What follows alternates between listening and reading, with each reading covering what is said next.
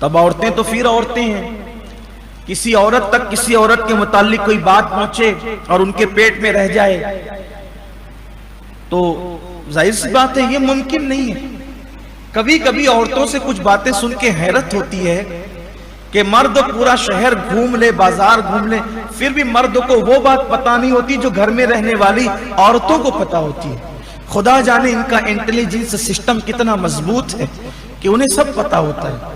جو چاہے بات معلوم کر لیں آپ. الیکشن کے دنوں میں عورتیں جب ڈسکس کرتی ہے تو صرف خاموشی سے کہیں آپ بیٹھ کر سن لیں. ایسا لگتا ہے کہ جو وہ یعنی کہ ہار اور جیت کے فیصلے ان کے ہاتھ میں دے دیا ہے حکومتوں نے. اپنا مزاج ہے عورتوں کا. اصل میں کوئی برائی نہیں کرتا کیونکہ ہمارے یہاں عورت کا مطلب بہت بڑا مرد. عورت مطلب ماں جس کے قدموں کے نیچے جنت. عورت مطلب بیوی شریک حیات جس سے پیار ہی ملنا ہے. عورت مطلب بیٹی، عورت مطلب بہن. 4 روپ ہے ہمارے یہاں. لیکن بہرحال فطرت تو فطرت ہے. اللہ نے ٹیڑھی پسلی سے پیدا کیا عورت کو.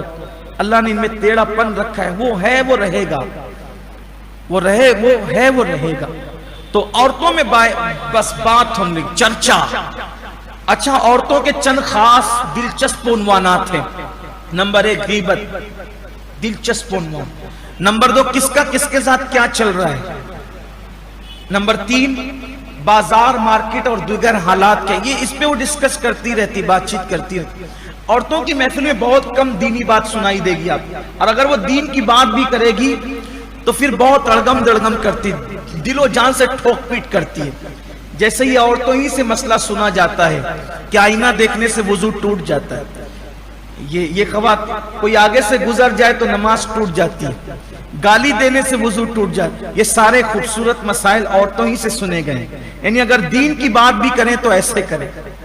یہ بات جو سیکھنا اس کو سیکھتی نہیں ہے، توجہ نہیں ہے، ماحول نہیں ہے. خیر اب تو عورتیں ماشاءاللہ بہت سمجھدار ہو گئی ہے. اب وہ یہ سب نہیں کرتی. اب ان کا پورا وقت سیریل دیکھ کر گزرتا ہے. تھوڑی ترقی یافتہ ہو گئی. اللہ تعالیٰ انہیں معاف فرمائے. روزے میں وہ سیریل ہی دیکھنا انہیں. اللہ انہیں معاف فرمائے، ہدایت عطا فرمائے، کنیز فاطمہ بنائے، سچی کنیز فاطمہ بنائے. سن رہی ہوں گی، ناراض بھی ہو رہی ہوں گی میری مائیں اور بہنیں. نہ ہونا، میں آپ کے اصلاح کے لیے کہتا ہوں، آپ کے اچھے کے لیے کہتا ہوں. اس لیے کہ جہنم میں سب سے زیادہ عورتوں نے جانا ہے. آقا نے فرمایا میں نے جہنم میں سب سے زیادہ عورتوں کو دیکھا.